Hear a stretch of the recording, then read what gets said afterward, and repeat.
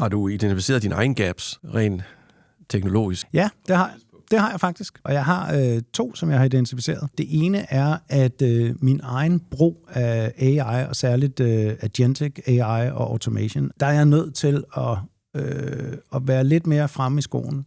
Jeg prøver mange ting af, men det er sådan lidt drevet af nysgerrighed mere end reelt behov. Så jeg har faktisk besluttet mig for i sidste uge, at nu vil jeg tage og kigge på de arbejdsprocesser, jeg har som leder, og så se, hvor mange af dem, jeg kan optimere og effektivisere.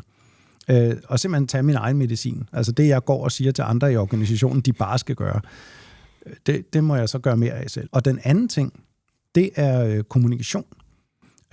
Og det lyder måske banalt, men for at lykkes med en digital transformation, så, som jeg har sagt mange gange, så er man nødt til at have alle folk med, og de er nødt til at forstå, hvad det går ud på. Og jeg kan se, at jeg har et gap på den der løbende kommunikation, som bare kan være sådan en, hey, vi testede lige det her af, og se, hvad vi fik ud af det.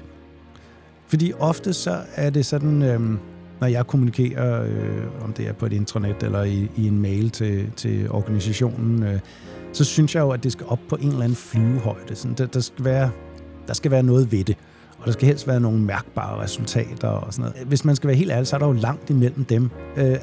Der er de der 4 store projekter, vi kører, og så kan man have nogle milestones og sådan noget. Det folk har brug for, det er løbende at vide, der sker et eller andet. Det er ikke farligt.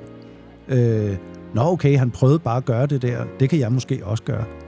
Så vi skal have det helt ned i øjenhøjde. Så det har jeg lovet mig selv, at det bliver jeg simpelthen nødt til at være bedre til. Jeg bliver nødt til at tvinge mig selv til at kommunikere oftere, kortere.